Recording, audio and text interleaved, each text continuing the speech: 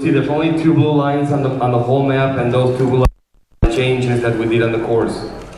Okay, this blue line will actually, it starts where we always start, in front of the Riviera Convention Center. We're gonna talk about bikes and everyone, but bikes are gonna start at 3 in the morning as planned. Vehicles are gonna start at 10:30 as planned. Everything's gonna start in front of the Riviera Convention Center like we planned it, like it's in the Razor Brief.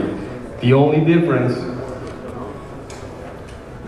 is that even though you guys are probably the first bike out, okay, we're gonna start everyone 30 seconds apart. It doesn't count. Your time hasn't started there yet. It's just that we can get everyone off the line quicker. Okay, so the one thing that I do ask from all of you is that when you're staged and we start, you stay in line. Don't lose your position, because then we're gonna lose time staging you again. So however you started, that's the way you're supposed to start. So don't get offline. Don't pull over. Don't do a rider change or a driver change. Don't do it here at the normal start, because it's not gonna count. That's a ceremonial start only, because the wash is flooded, and we have to run through the city. Instead of doing that, you're gonna, like I said, we're gonna start bikes and quads every 30 seconds. We're gonna make the first left turn, second left turn, and instead of going down into the wash, right there,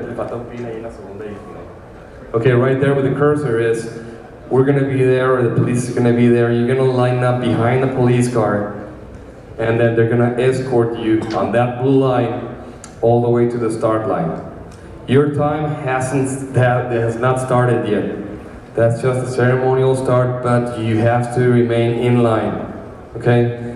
Is it clear so far? Okay, perfect. Okay, so we're escorting you. Same thing for vehicles. There's no difference. Just that these guys are starting at 3 in the morning, and we're gonna do everyone in one group. We're gonna split up in 4 or 5 groups of vehicles so that we don't have groups waiting a lot. So we don't want to delay the start of the vehicles more than 20 minutes. You don't want to lose it's too much time. So we're gonna take you all the way to where it says timing. It's already fenced out. Our black trailer's there. We have lights. We have everything. So that's where we're actually gonna start. We're gonna stop you there, and when we start you, that's where, if you're gonna do a rider swap, that's where you have to do it. If you do it down here, it doesn't count. Okay, same thing if someone's gonna change, whoever rider or driver of record has to start or finish, that's where you have to start or finish in order to get the points. If your rider or driver doesn't, if they don't get in, you can still win the race, but you don't get points. Okay, that's the change. That's how we're gonna work the start. And for the finish, since we're there, instead of going around the whole thing, might as well explain it. When you finish, you're gonna make a full stop at timing. You'll have lights. Some of our people are gonna be there.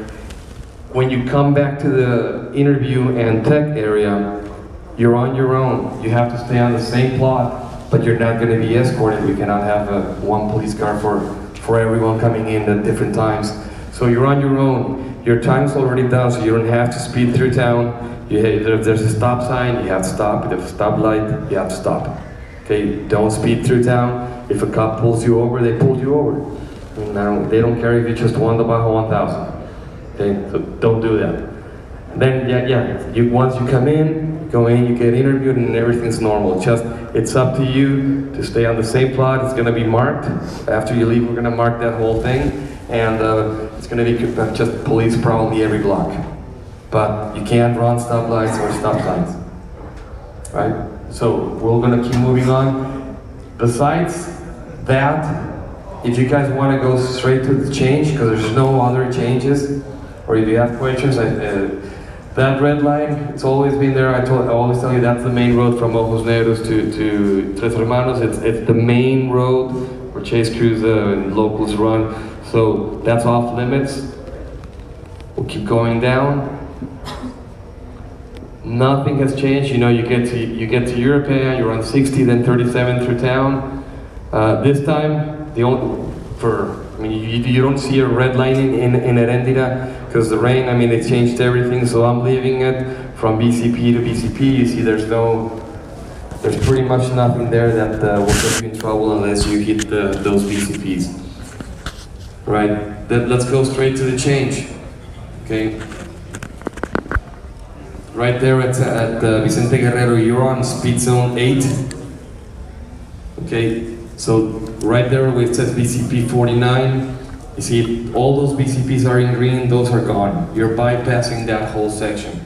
So what you're gonna do when you get to Vicente Guerrero or Santo Domingo Watch, which is like 173.2 race miles, you're gonna stay on the highway at 37, all the way down to BCP 59. Even though that section is dirt, some of you didn't get a chance to pre-run it, so it's not safe to send someone at race speed, even if it's a straightaway if you don't know it. So stay at 37 all the way to BCP 59 till you rejoin on the old race course.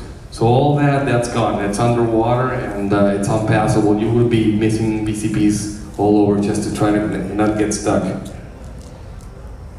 Is it clear? Yes, but that's one thing that we talked when everyone was here.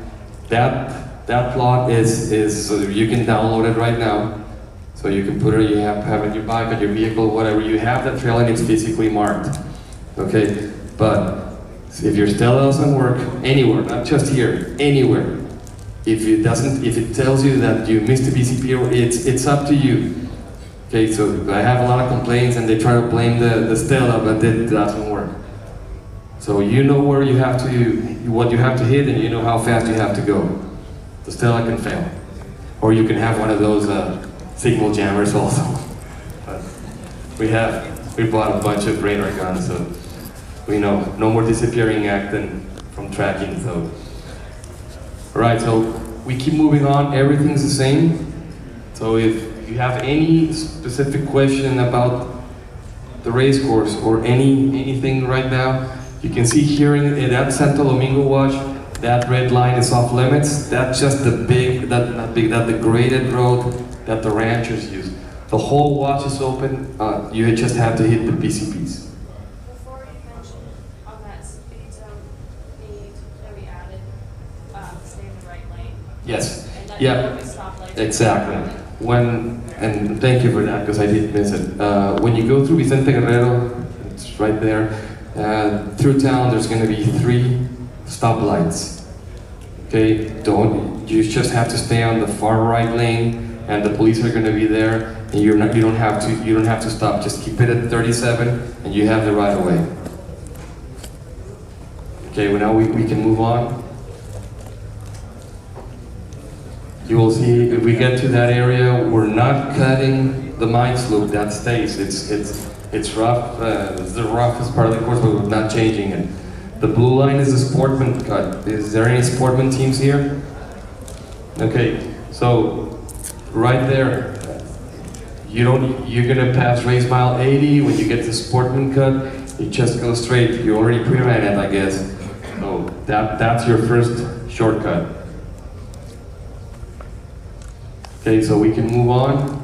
Everything's the same. You go down the highway. So it's 60 miles per hour, that long section, same thing. Pit only on the right. Don't pit, don't cross traffic to pit on the left. That will definitely get you in trouble. There's some areas on the highway, next to the highway, where there's not 30 feet. We haven't penalized someone for pitting 20 feet, because we will be disqualifying everyone. As long as you're on highway sections, you're off the pavement at a safe distance, not right there. But if it's not the exact amount of feet next to the highway, it's not a problem. When it's a problem for us is that when you're out on the desert and you have all the desert in the world and you're pitting right there on the race course, that's where you get in trouble. Okay, you're on the highway, you're in speed zone, you can pull over 20 feet, it's fine for us. Okay, go down the lake bed, nothing changed. That red line is the main road. That's totally off limits. There's plenty of lines go from BCP to BCP without getting on the main road. That's called Morelia Road, and that's where the locals and your chase crews and everyone's going to be traveling. So don't get on it. If you look over here at BCP 15, a lot of people just go straight and go back to 14 to 15. Don't try that. We're going to be checking that. So don't try to do what usually you guys do, just get in and out and try to hit the BCPs, but don't go straight and do that. Stay off the red line. Okay, as we go down, we have a sportman, the second and last sportman shortcut right there. A good point was brought up to me. You guys have to plan accordingly because, yeah, by taking the shortcut, you're missing one of the BF Goodrich pits. So it's up to you to plan accordingly because, yeah, if you hired BF Goodrich, you will miss their pit 4.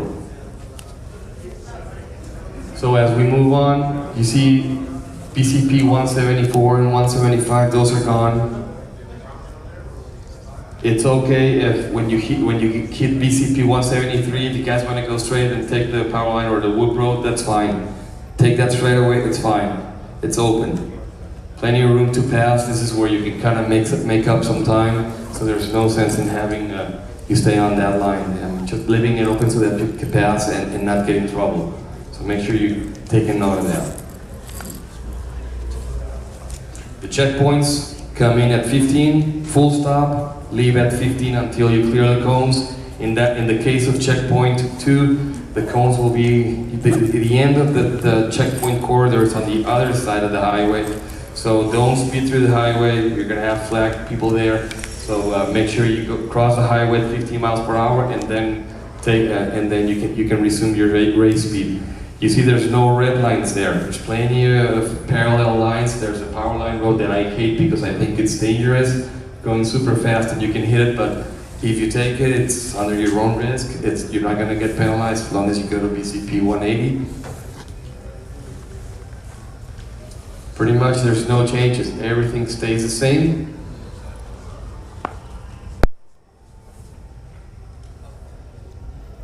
Yes? First timers. No worries. Ask anything. Yes, from Alaska. When we bring the car in the morning, we're unloading it. Last 5, where do we position? Well, we'll finish this and then we'll kind of work on that with you because we don't have a specific place to offload. Usually what people do here, you can drive in the streets with your race car. Yeah, you can. I just didn't want to be running around burning energy, trying to figure out where to put the car at the end. Okay, no worries. We'll get to that as soon as we finish. All right, so coming back in, same speed zones. Your speed zones out are the same speed zones that you have inbound now. Bueno, nos encontramos aquí en la Junta de Pilotos de esta Baja 1000 en su segunda parte porque hubo una primera y ahorita volverán a repetir toda la información.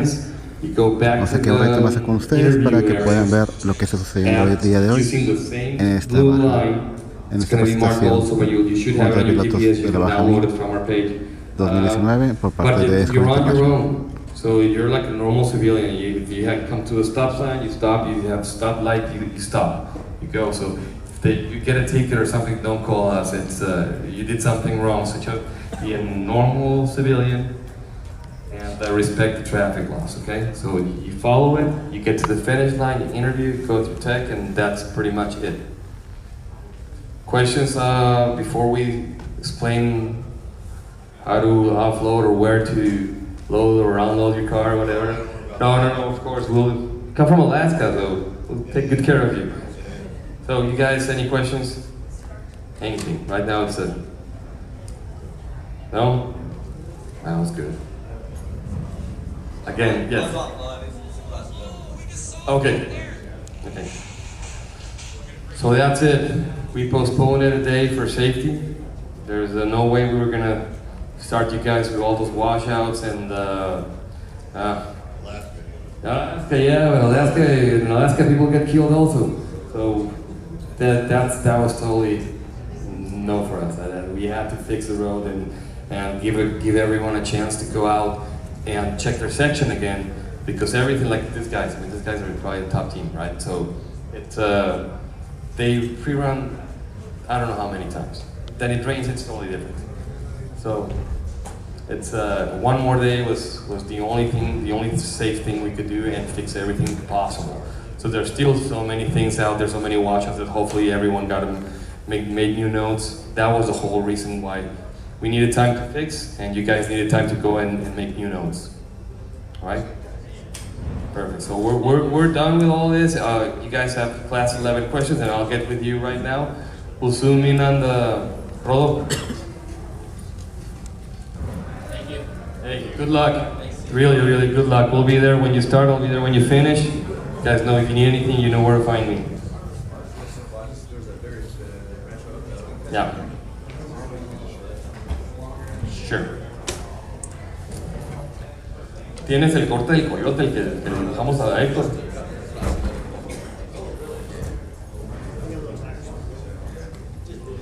What class are you raising? Okay, so we'll go to get with you. He's gonna download that so you can see it. So, te das un zoom a la salida, por favor.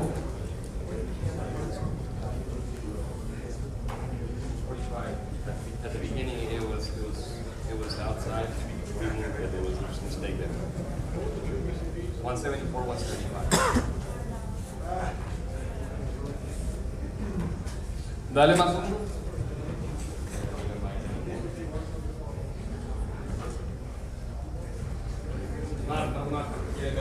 Okay. You're familiar with that. That's what we had. Where the ramp was for Castillo. Yes, sir. The same place where it's going to be. So, you see Castillo Street, you can, whatever you want to do, get to Castillo, and we're going to stage you. That's going to be a huge line. Okay. We have people there staging you. So, whatever you do, don't try to come and offload your vehicle here. No. Where are you staying? I'm way around the way. So, I was thinking about using more staging. Yeah. Maybe I load it there, and then we'll run the car up, and the Castillo.